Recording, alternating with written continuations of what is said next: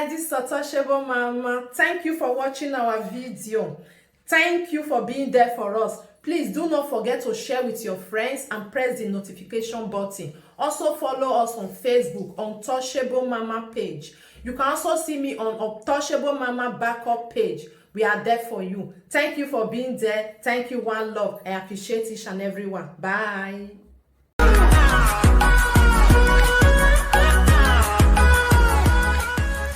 We not swepo. Mo fe listen to we not call la diawo. Mo fe listen to them. Share this video, give me love a like. Ige Francomos will show me video or picture when person for don't marry Mama Nora. When I tell you that you guys are jealous of my love of Mama Nora, no they believe me. Niya Nora, show me a video, not be saga where they do say saga. Video when person say you can't marry Nora. Oh no, your marriage will go.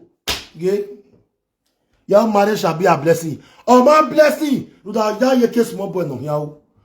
going to be analyzing this video one after the other. Share this video for me, guys, and thumbs up the video. Thumbs up. More felicity to this year, if not nowhere. Mama Kelly International. Yeah, I'm here once again to dedicate beautiful music for my lovely husband. Okay, both of you go and underline that place. both of you go and almost we are dedicating one husband. Small Small time now, become musician. Yeah. Are you guys ready to listen to my second track? I love my husband.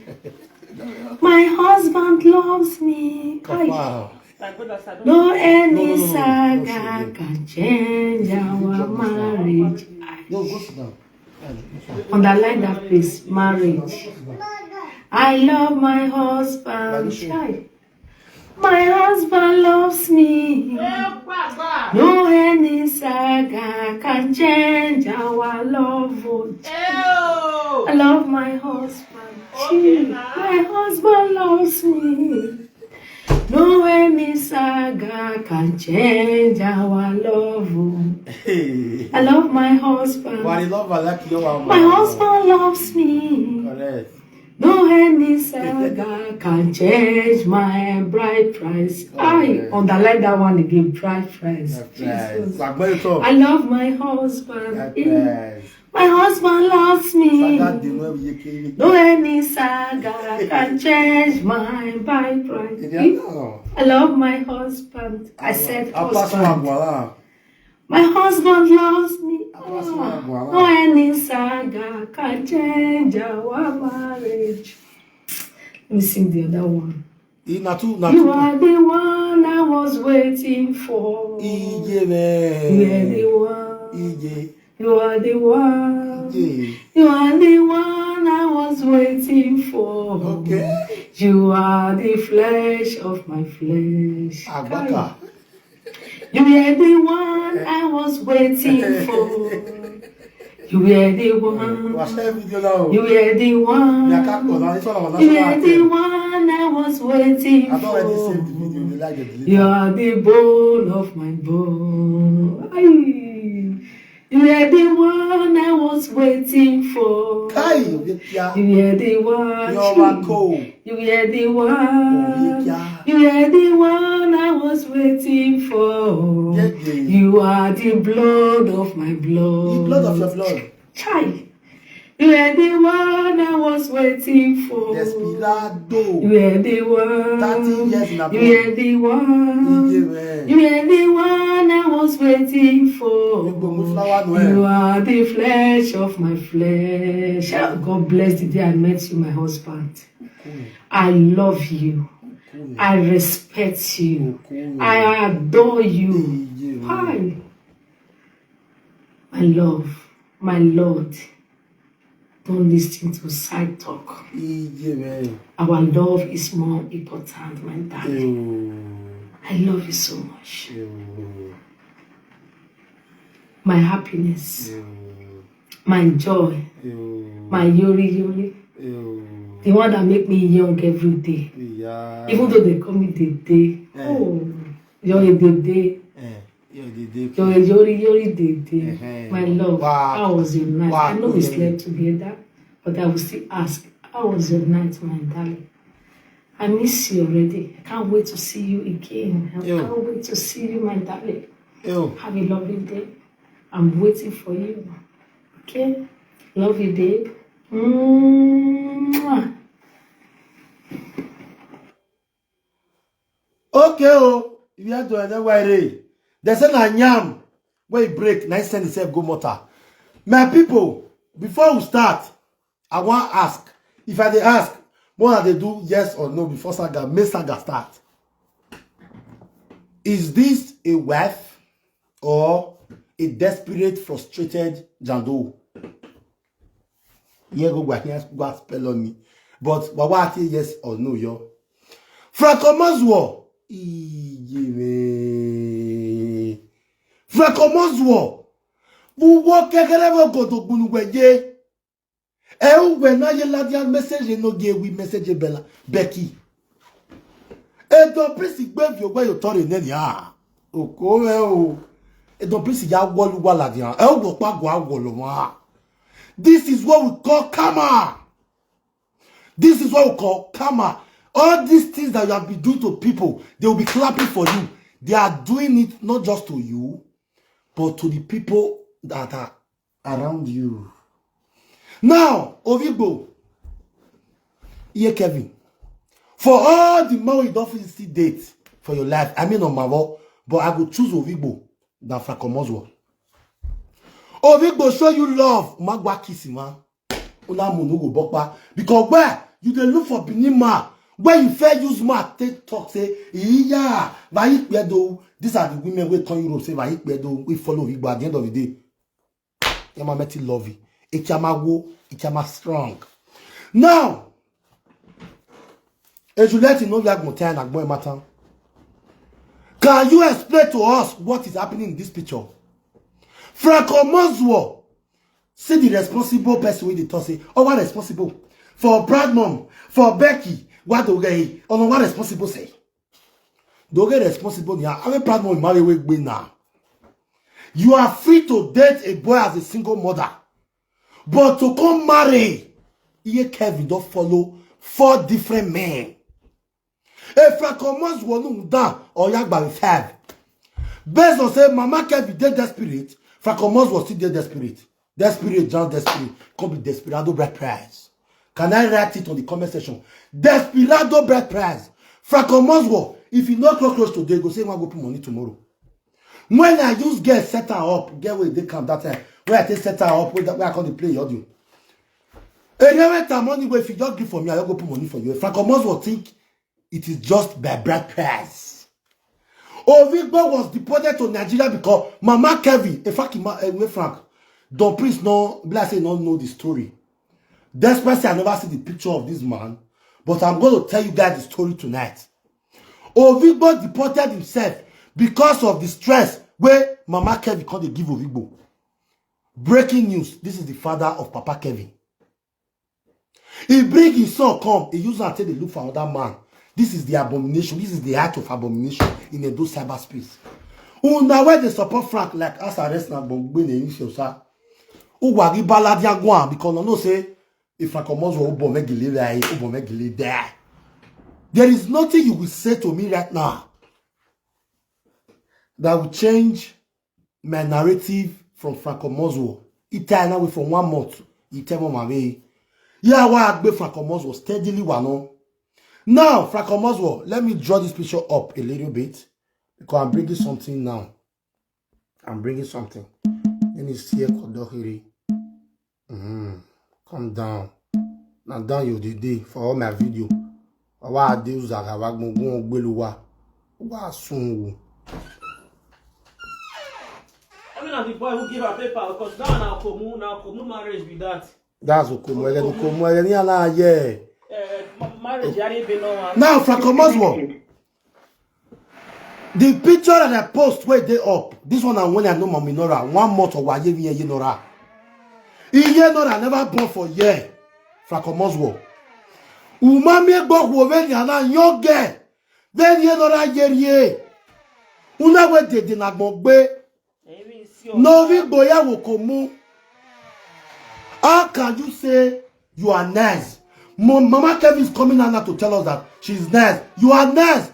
Papa Kevin deport himself. If I commence one no, I want to be with that way. Who are they emotional? But what was a saga? Who was a warrior? Was an enemy? Was that? Was a forgive woman? But see now tears. Now Mama Kevin make you pay bride price. I don't know now you pay bride price. Near you pay bride price. After 30 years, she want to still look like a girl. When he say this woman so this woman has 3 grandchildren, before grandchildren. Nora. And a kurita water not there, now yours truth. And Frank Rocco guesses this woman want use Frank take climb. Imagine now they don't monetize their page. Their page don't get adverts. He want use a Moswo, take climb. Maybe he get dream when this girl, when they say they pursue. Maybe they take when you want for start. I want to come out when they will tell no one. You can say okay. Now I see. True Frank, he go there popular. This girl, you know what they do. He want use Frank take blow. Because he say he go become a magician soon. Now what he could share this video, and I think that word. They don't get a VAT now. The girl don't get a VAT now. He pays. Franco Maswo. Share the video. Mama, what is it?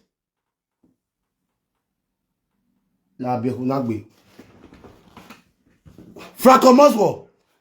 This is how Mama Nora be when I know her.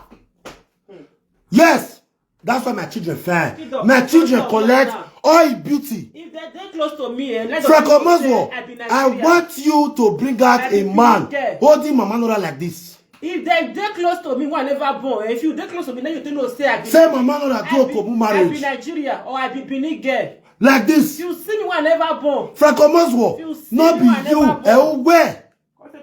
Where don't use math? They destroy women. Now go come up with this thing. You call a wife, and you want us to take it. You say you put money for a year. Till today will not see marriage. You don't know where it. Mama can now with marriage. Mama can now with a bad price. Almost war. But you know you haven't met the Yalajan. Now today you start to post my mother-in-law picture. Where you go come be new thing today? You believe say even when I found me I wabwa. You go kwenu. I beg. Papa Kevin, wherever you are in Nigeria, because I know I have a big platform. If you can come out to speak, if it's not sure where they will know, because a picture where you may have blocked, they didn't really ever do. If it's already not sure, say Papa Kevin, if you can come outside to speak, I am my lovers. We will give you 500,000 cash.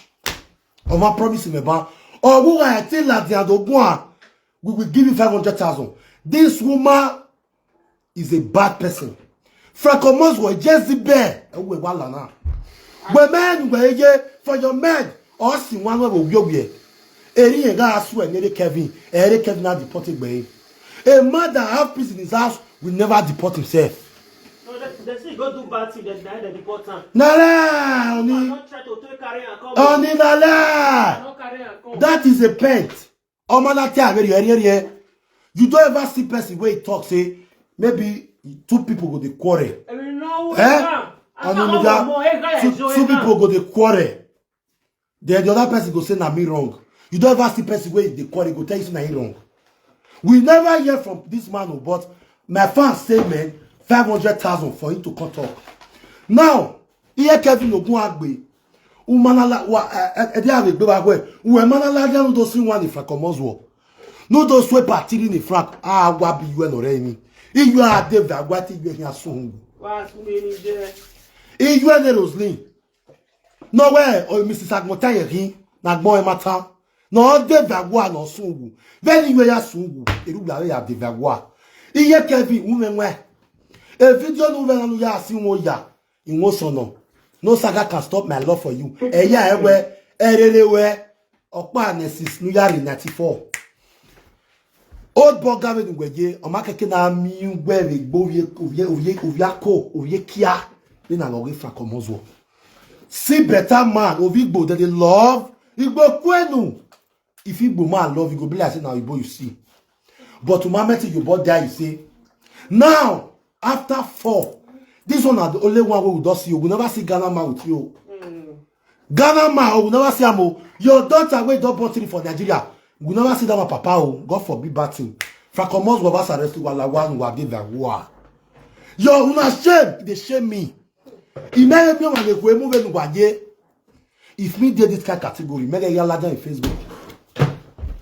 Osalopo we say the iregbe category now because if Frakomos will give me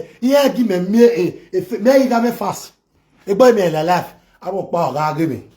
Frakomos will waiting make you feel say you get right to talk about people.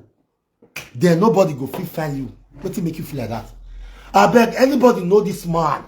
Mona tell us say Enogie is priceless.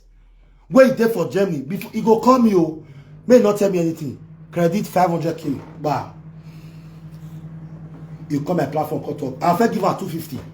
In case maybe he can't shop 250. In go am because I deport photo. But if you don't deliver, it is 250 no kenny. Frakomos, I put it to you that Papa Kevin and Mama Kevin are not in good terms. But Orire, now here, where is their children? Where is their children? Where is the father? The father error or zwar. See the way Mama Kevin use cry. Cry. You talk yesterday now. You tell no matter no there. You say you get where your verse reach. Mama Kevin go your boss cry. Onye ya mugweyo.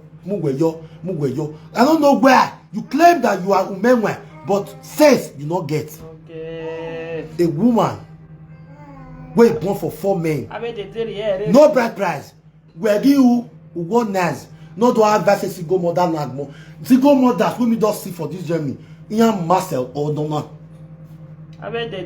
Ian Marcel Donna. He not still to come like that. But for Italy, this one be the first one. When they see say 4 fathers, 4 children. Jesus. Now, Frakomos, how cheap your ashago edede be? Your ashago edede say yegi zegmegwe. You no reply. You can't use Ovigbo Pikin Kevin. They set you up. They do ABD Iye Kevin Lelovigbo, the Porto Vigbo Yambo Frakomos. Ona swegwe, una agogo yogwe. Somebody he use the Pikin. He teach the Pikin how you take the introduce for live video. Say, well, a baba with the smell. You open your mouth, you go this woman ass, you bolo and you suck it pekus. Frakomos agbongo na. Uwe ilaja gwa, uwe ilaja we saga. Eye kavia to bodo imi my friend where your friend. I just forgive away. Shebona say no if na the saga people, it is sweet now. My old paso. Post my model today. That one an old story now. Nobody wants to even listen to you again because where your fans, a lot of them are disappointed in you. Not be the way you take call women. Ashi gwele, Asha we poto. Not be you take go end up with this. I don't trust. Julie Loadooh, I don't trust. Meriados. Ogwo agbiwe. If you can David agwa Meriados. Meriados ogwo agbuwe. Guy, osie unami wan ogwalele we desperation here.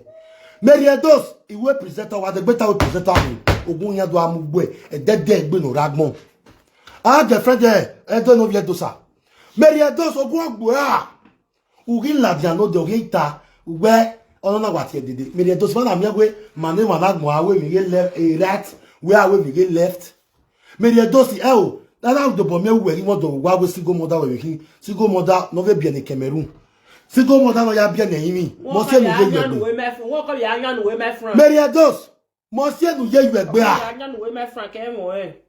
Ah Meriados, maneva nagbon, ma we we get right.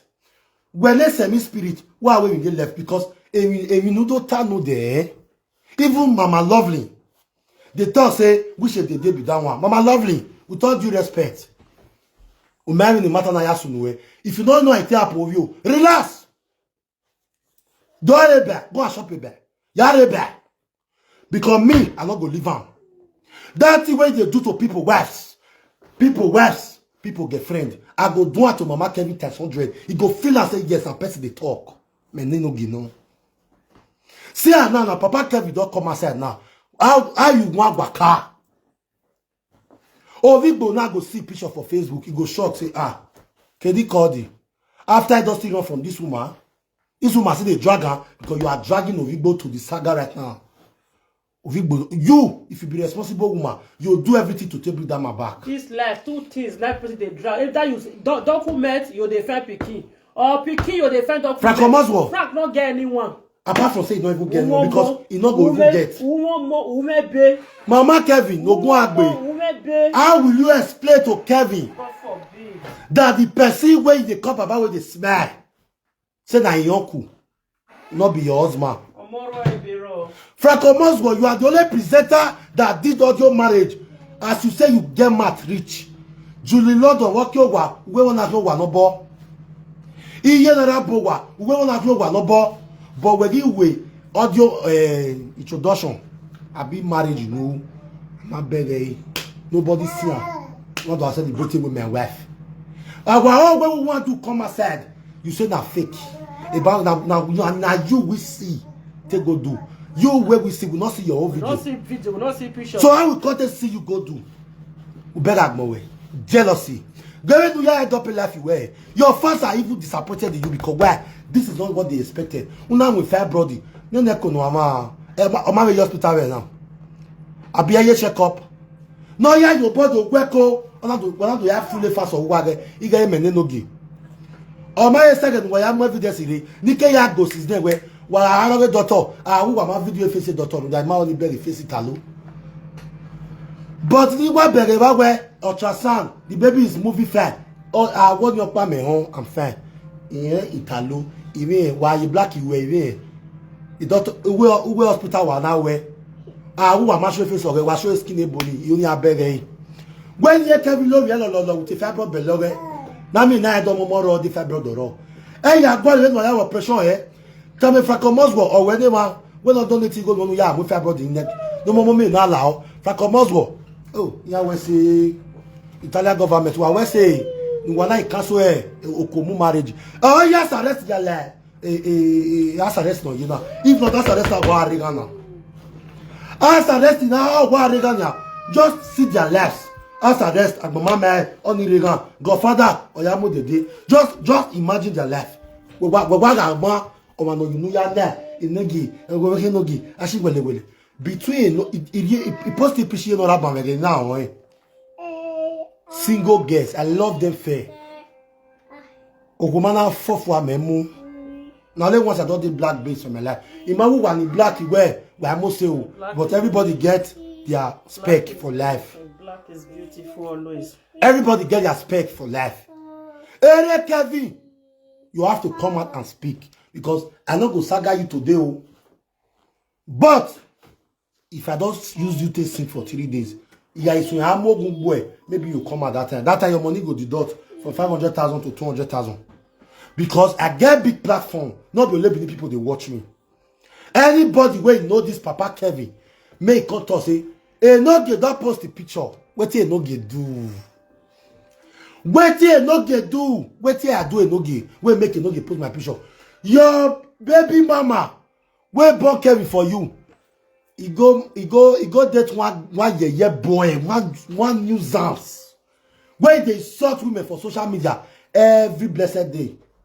Oga, as we speak right now, your baby mama is the compulsion for her every morning, Mama Kevin. I don't know why Frank Omaswo, every advisor, no moment is take over the ne. Now you want to stay with a woman that cannot stay with Papa Kevin. Anybody will see this Ovigbo go, no see this man not get problem. That's the truth. The bride price on yesterday that do what? When they go to the same country, Italy. If you Ghana, they are still going there. That's just the truth. Like I call it the name. We are maybe now.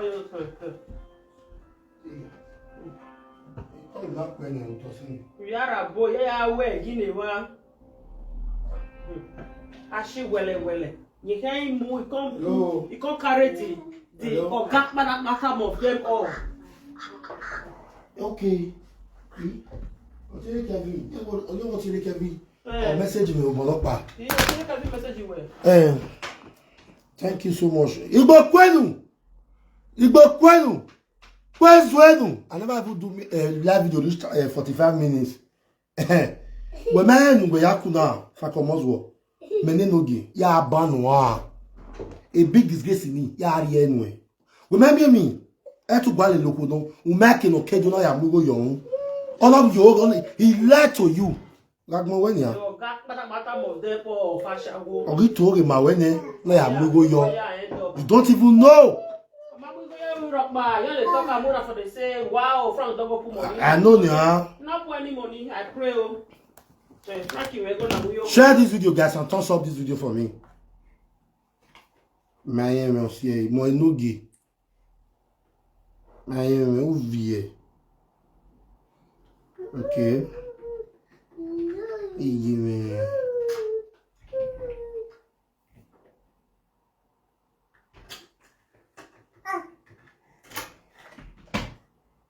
Okay. Okay.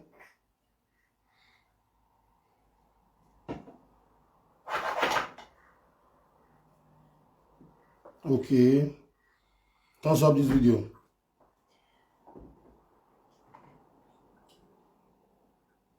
Okay. My mirror. Oh, wait. Any wa we my. Any wa fee. You know what did the fee be? They see this thing no good. Do I go stay revive and back? Okay. More buck or more where we sat guy ya.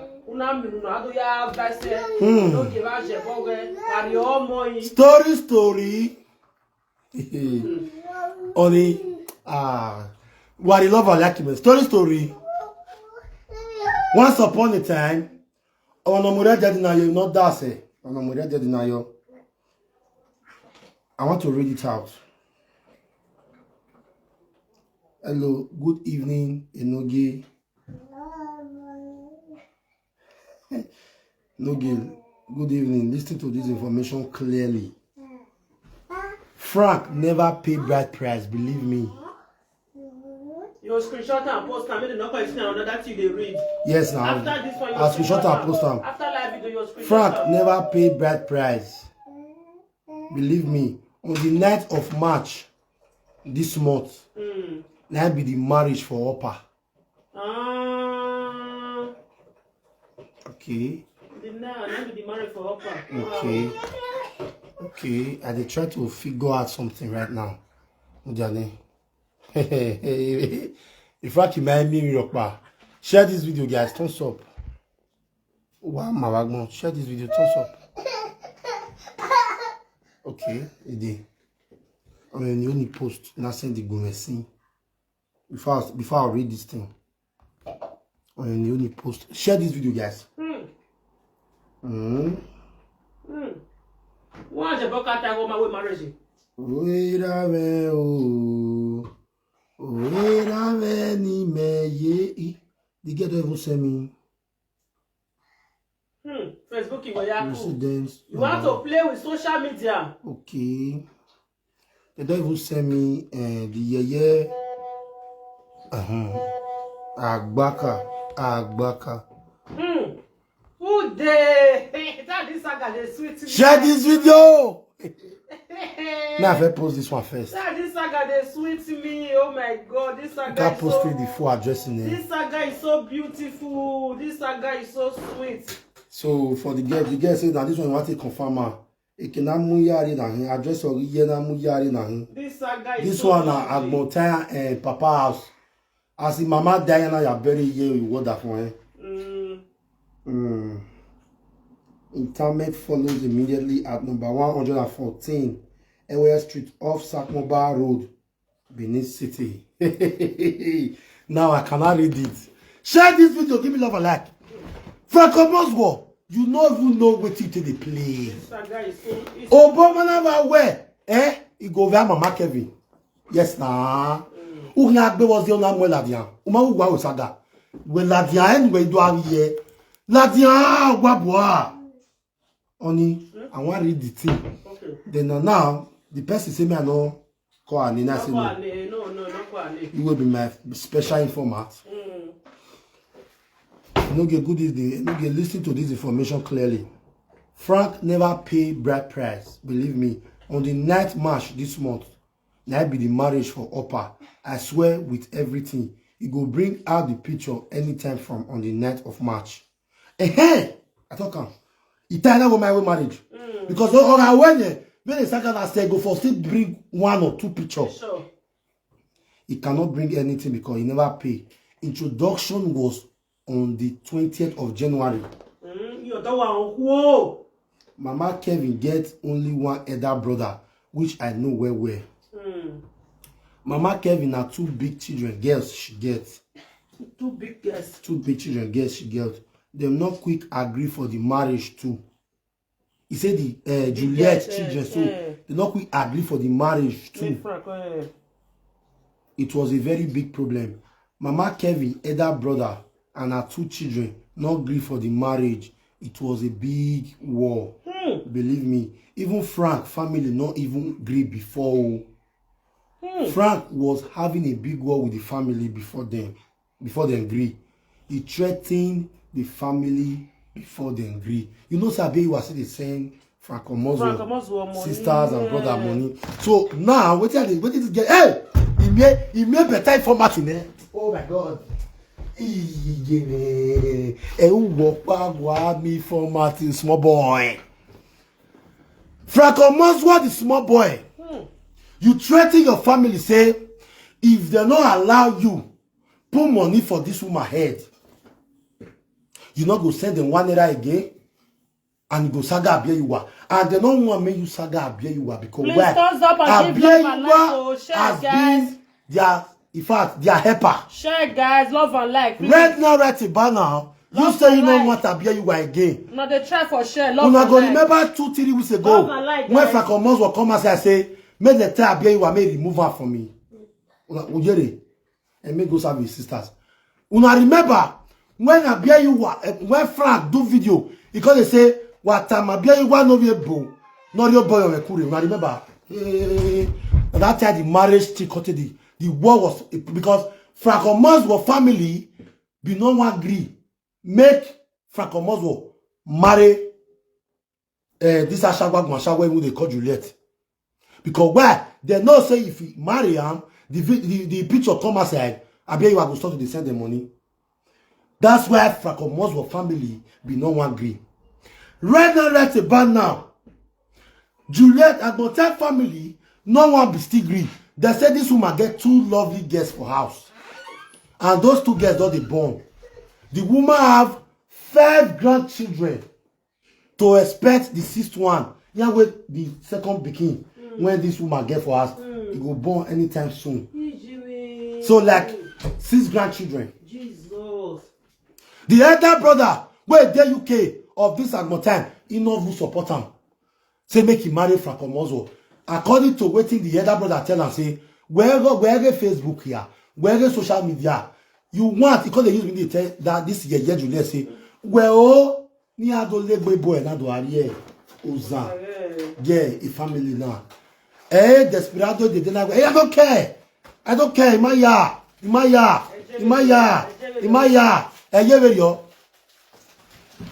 Hey, Frank Omozo.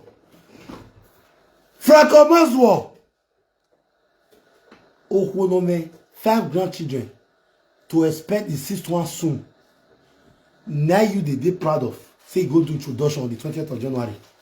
They say now the now you want to be married. Oh, I'm not even be married. I'm gonna get a Latiani support. A fans of support. One guitar. I'm gonna get support eh? You get like the way me and you been. I'm everybody people they say they want to bring bag of rice, they want to bring wine because they know that we are beautiful couples. Why you go there does it the day? Agbote family. Ekin wase kin warare. Omo wanya yokwo na.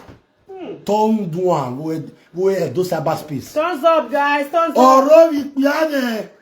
Oro wi kwone. Oro wi ru wala ne. Yes. Ami wa no na fi pege. Obi fi pege ra wi ye ne. Ni tabirio. Obi fi pege ra wi ye ne. In a way. Owa we chief so ni regwa. Iri atase. We have to be Thumbs up, guys. Please, now try for share. Well. Thumbs up. Agbote family. Thumbs up, guys. But I know Manuwa. Why I accepted bride price on the 9th of March. Yes. Because when the people work at Jesse, ni you wire the Vagwa, when you wire whoever ya. My beggar, I'm a Cateria Jesse. But right now, that person don't send me the full address. So, waga only marriage with problem yarewa. Waga only managing the successful. Ime family gag motena. That is saga life for you, huh? Frakomoswo, you are the highest control of social media. When you best control say, umaye mo wa wala dianti now. When you best control say, you see your life. After I bless you, I don't bless your life finish. After I bless you, I don't give you everything where you want. Now you can't say I bless you work in your magby. If you ask me, I bless you 1 month or now. Yes. I got down at matter. I bless you why is better than this. By far. You are nowhere. This video was this picture when in your papa Kevin for stand so was taken 14 years ago. Not be today picture. Now even say for there say she's young. And according to a reliable source, with 20 this person they write me now, say Mama Kevin will be 56 this year. I come as well. I don't know where we made no jealous Weber. IVF. Frakomoswo. IVF. Frakomoswo. Now this is what you say the jealousy for. IVF. Umae swear again, we act with blues. IVF is a go. Juliet you act with soprano. Why see one? Why I did guitar? A saga Lorena, not be just small picky saga like that. It is a very spiritual saga. I am on a revenge. Me don't know what the rest do, but I am on a revenge. The Ghana man is still crying till today. The Ghana man live in Palermo, Italy. It go hard for us to locate Ghana man because we are not from Ghana. But those two girls where they have their father live in a Idogbo community.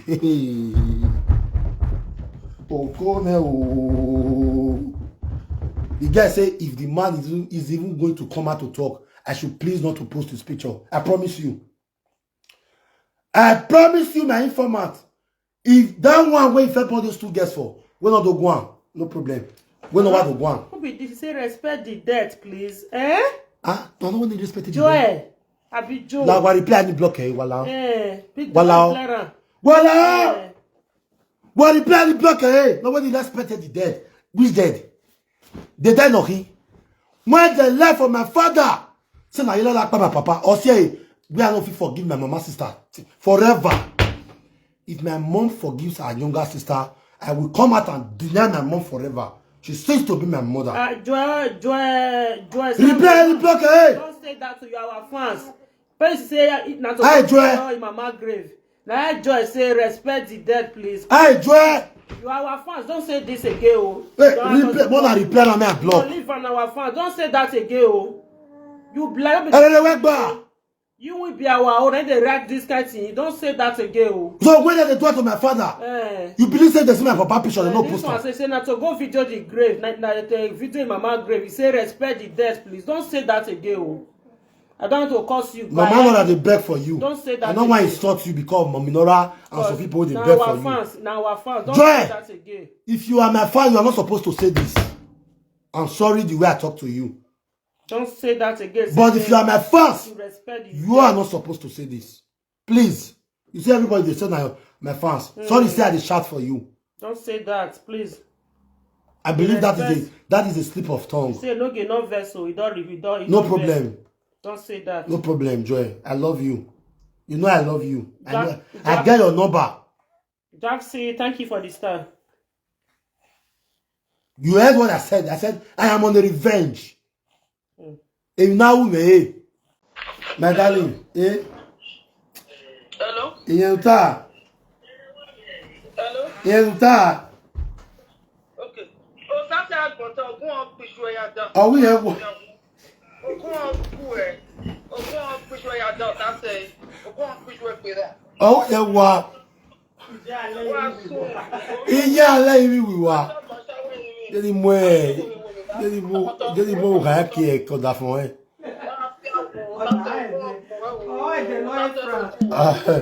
Oh oui, wa. We no go. Oh oui, wa. Ah, she boy. Ah, she poto.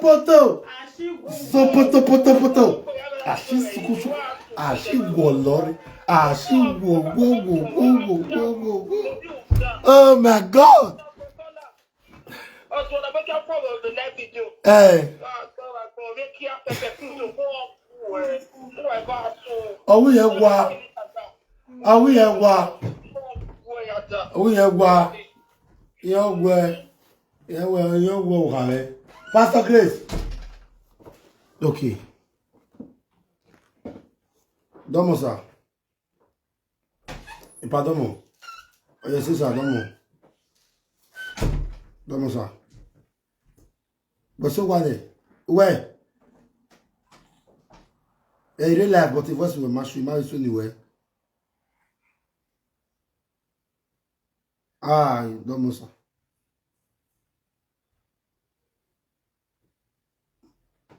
Où va we send yari par Mao? Où est-ce ça? Où est-ce Yari. Ok, où est-ce ça? Thank you, sir. The management deal. You trust you.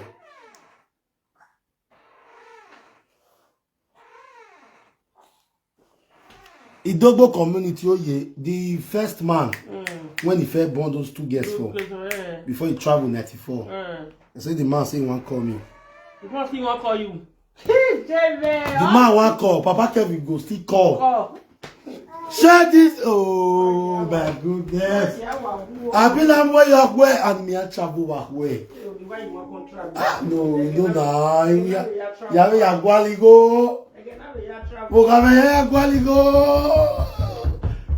I want to see the belly. Yo, Baba. Sunday, huh? Yeah, honey. Not a wedding Monday day. He did it Monday. Sunday, you are. All the information will be stored and kept on my phone. Hey, you are. Yeah, well, save it. Hey. Oh, Pastor Grace, can you do this? Honey, I think we go. Pastor Grace, man, say no. We go now. Where am I? Go where you are? Man, saga gere. So, Franco Moswo, when he hear boy, yeah, is a boy. We say we are Newcastle, ne. We so here. Wow, do stop with the video. They go you listen. Yeah, we men at a weekend. Dove, Anadobo way, Anadobo we. No agbo uluenwe. No agbo. Ah.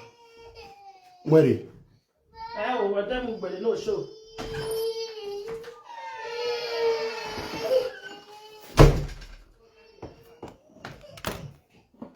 Anadobo hamawe no agbo. Nonsense. Rubbish. Where is his brother? Where's his brother? Oh, UK.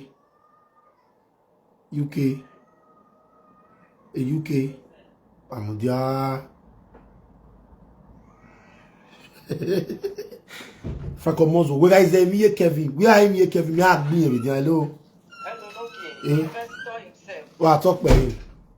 Hello, Epadomo, Enogie, Domo. Come, madam. What am I doing? What did I put my phone now? Iye muta. You.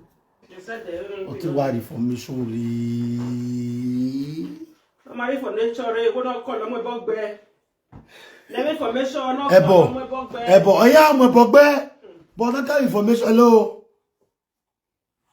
Hey, sister, me call.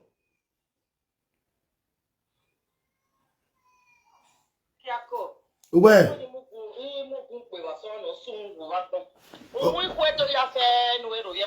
Ika no ho no so ngu.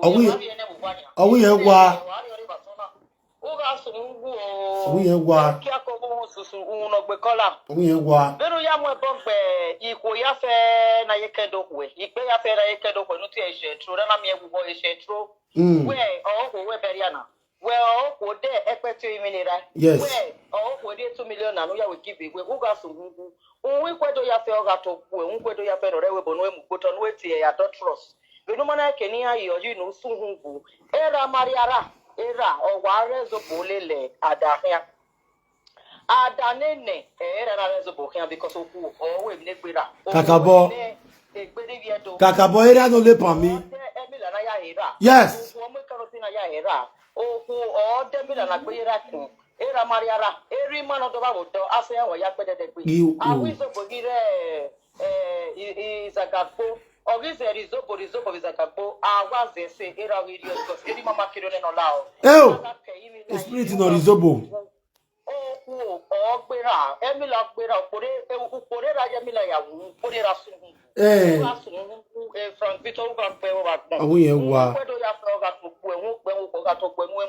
We are. Ikpimoya fe nikase obo hewe nduga ati eshentro unyi oze farwana efo agarwa we uga sun ukin akikpe no ka ugbo na yokeke yari ise ri okin aje ne ba son ri oga aje ne ba ven ri oje ne ba ye yori awun yen wa wa son yen wa wa ye ko be no to na obo ton mo hin na franki wonya bo na ba son na pe ya fe okin ya mi o enwo ni e kama we ne to kun akikpe no ka ugbo yokeke yari owa pero ya we Rovie, pero ya mo ku Italy, ikwe all over the Europe Rovie, una muya la dona buya ko pat buya we bo akwe be ku e picture buya ba iwe TikTok ba fona no pa ko mai Rovie, e mo ina we o hie o ti mai no me boutique bo wa re UK ma no so ni e wa ya ho no ye ya pe no gbe ni e ye mi la ina we ni ya ge no na sa ga ina we e picture e te picture bi o ga ovio yo oh, mother, we put up one video one day, apart from a picture of we who got so home.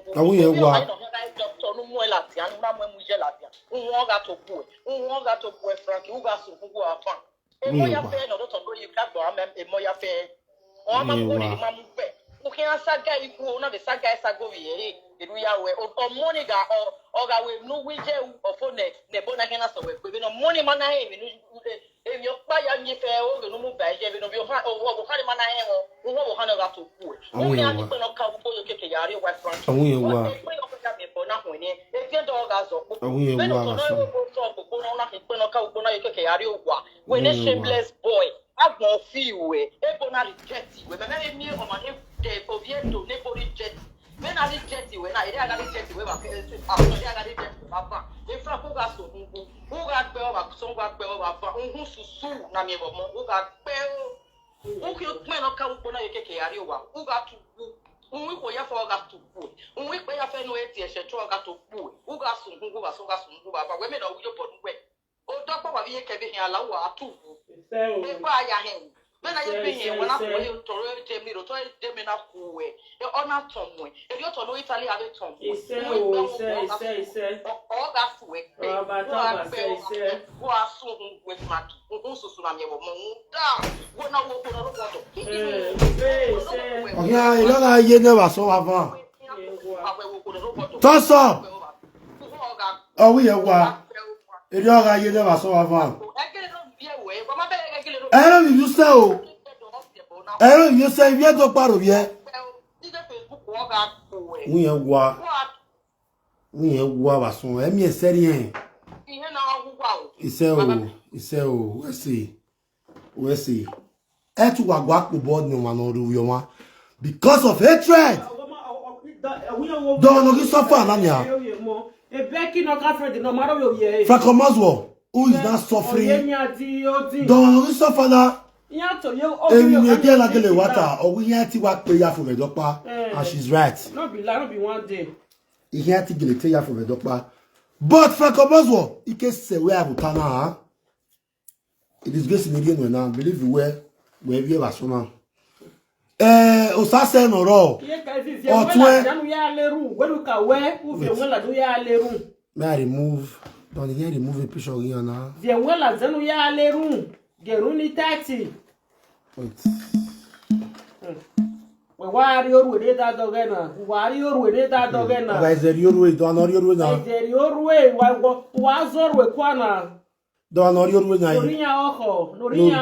Norwe gbe wa gbon. Enwi na mege. Iwa enwi wa unu wa zorwe kwana. Do anori orwe gewo ya, wari orwe gewo ya. Sunu ware bakoni wena wa zorwe gewo ya. Wa zorwe gewo ya te bakoni. Ona we. Shock you ate no abi o shock you. Wa ma mi ya imo. Madam ni da mu be picture na. Awo ti on kin. Ogun odo gbo e Facebook na.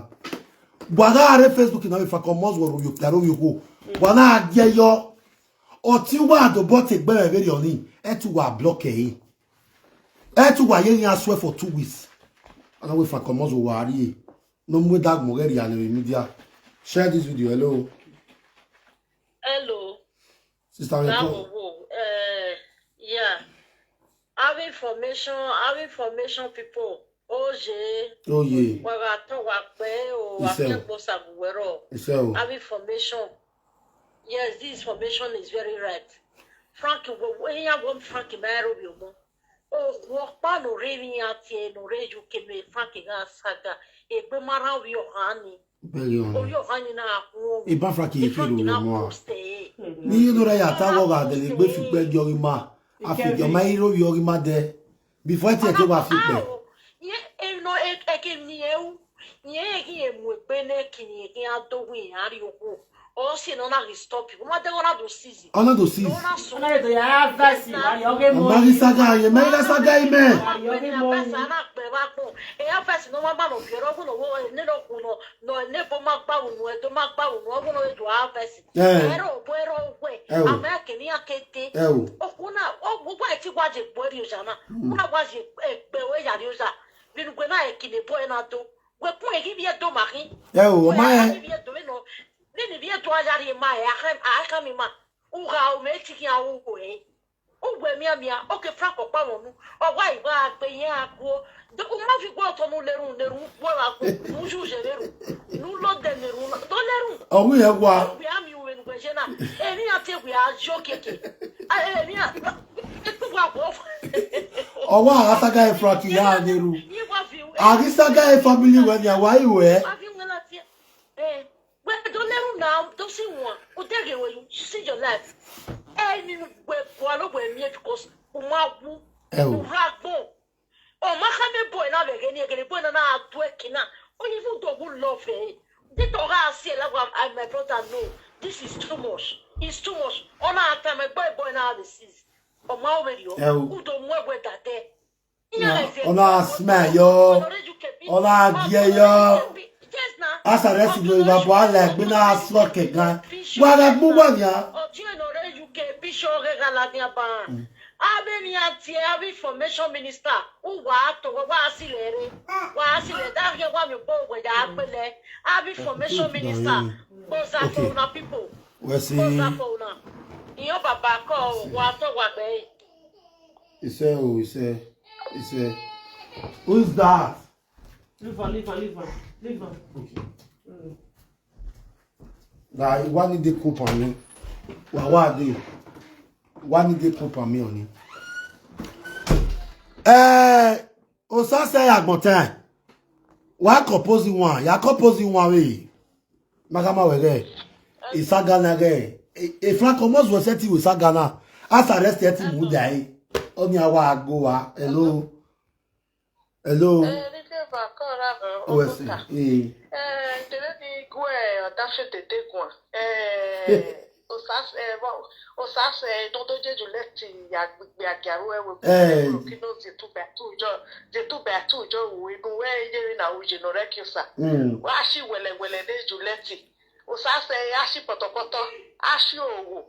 no gunwere ijo ohun na wa bera wa bijua re ni ra bijua le ni ale ibu o ma mo we na kwa wa o me fra kuna o do aswe nwane e so prado we ari so na o gu ga ize buwe betu e we ke ni ape ke ni ara me a wa be iwa e mo nu we ke ni ave wa bi na wa because e fa ke di riviera o ve akabonia no de fa ke na to ori Enogie e padanya ma bushmiti ni biele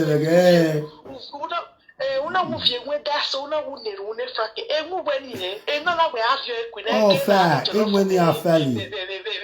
Nigeria ege na ale jolofo avio enweni kwi ejuleti no bi agbota no sungu we delevero wa no gbodo after 5 children ege ne pe 4 ne una we small boy na ọdún yà wọ́n là lóra wọ́n lọ́dọ̀ amúnúrú ìwé ní pọ̀tọ̀pọ̀tọ̀ ní sẹ̀kẹ̀sẹ̀kẹ̀ ní ìwé nínú ọkọ̀ iná ládìyàn ìwé nínú ọkọ̀ iná ládìyàn ní Dr. Hammer when is contaminated ìgò wíyà rẹ̀ yà ìyẹ̀wò ìwé rọ̀ wíyà ìyẹ̀wò ìjà lọ́dẹ̀ kí sàgó ìwé nìyí ìyẹ̀wò ìjà lọ́dẹ̀ kí wọ́n ní yẹ́sẹ̀ ní gáàsì yẹn náà náà jí púpọ̀. Ya etu datu ibi Senegal do asne juwe ewe wo pe ya rezie oni sawe ya wa si ogo yuwe na wa pe yuwa na wa bu wa Frank wa wa ya wa gbelu wa iba ya wa wo we aso wo ibasi won si wa ewe wa agbu iya ni ke ga ewe Enogie mu yo to me après ni agwere o iba bebe Ogu must be joué better. Ah oui,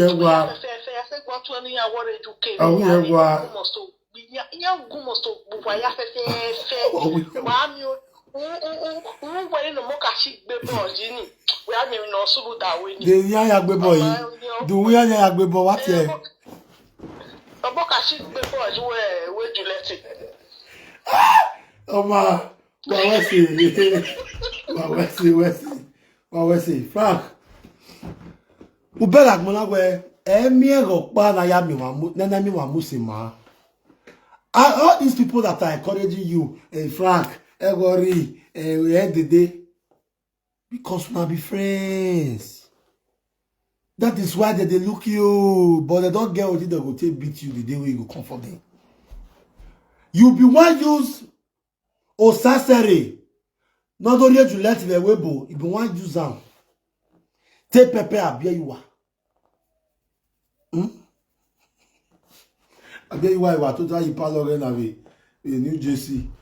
Where Frankie go towards to ya pepper me. Or pepper ba. Person when you want a pepper person. I'm not a drag abia you are in yana. Babelu wususu mu yagmo. I'm not a drag abia you are in yana. I hero te kenasyo ajage ona ya mwebore. Be wana leswe awu ye mo na ya magbe kwa. Ona le we na mwebogbe. Imagine as all of us stay there as presenters. Wokpa ma ye platform oge. And you umawe not 30 today where that kind of thing happen. Omaze wa gwa wona wa tolo wona wa give up for your platform. Una la the next day we glory no nwe. At the end of the day, ave ma yave beki ave di kwito show nwe te ya saga eme. As we speak right now, tell you give you bonwe. Even ma he here the travel back way. Ya carry money tablet nwe. Ya you may travel. Ya finish MC ne. Me. Ya finish MC ne. Madam Lao when a party white the back way when you are guessing Lao very very matter what any now. Ya when see for ne hotel no many. They yet go hotel Lao wa awake the party yeni no wa mo se ni very video call wa polo ya le one side. Ya we love video we walk where. No ati pa we are watching you we are laughing. Hey laugh. Yeah, I will see for there. Ah, I want because if I see me man me with tobacco is the problem. So, Maria Titania Ruda, ya we marriage. Ya will see the marriage. You get the way. It's a guy. So, like, we do that. Woman is your papa. Thank you all, ladies and gentlemen. My informant say me I post on for you. I want to work according to my informant. I believe you guys have had a wonderful evening. Please, before we go, let's recite our national anthem. I better remind me, Because the national anthem now, I'm gonna recite the akikba. Or you know, do I hear? Our recite. I recite the national anthem and I do a good night. So now I recite anyhow.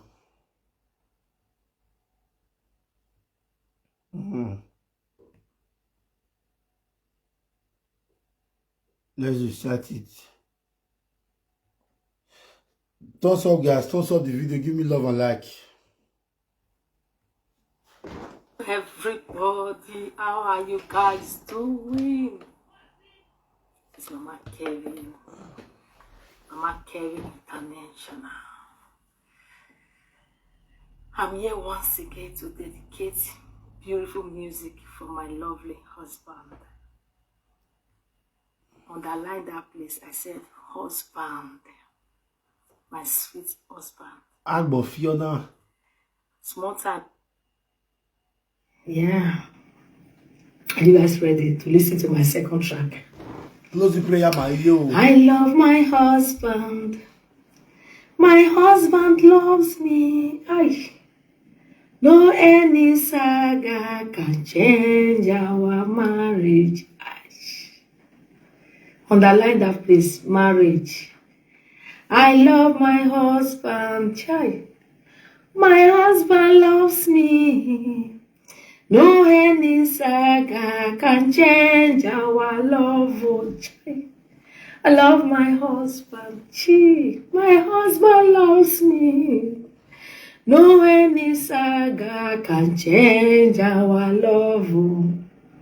I love my husband. My husband loves me. No any saga can change my bright friends. Underline that one again, bright friends. The bright friends of me. I love my husband. The bright friends. My husband loves me. No No any saga can change my bright friends. I love my husband. I said husband. My husband loves me. No any saga can change our marriage. Let me sing the other one. You are the one I was waiting for. Agbaka. You are the one. We have more time. You are the one. We have more time. You are the one I was waiting for. You are the flesh of my flesh. You were the one I was waiting for. Close the prayer, Mario. You were the one. You were the one. I love you all. You were the one I was waiting for. Yes, you are the bone of my bone. I love you all. You were the one I was waiting for. You were the one. You were the one. You were the one I was waiting for. You are the blood of my blood. Child. You were the one I was waiting for. You were the one. You were the one. You were the one I was waiting for. This is a payback time. You are the flesh of my flesh.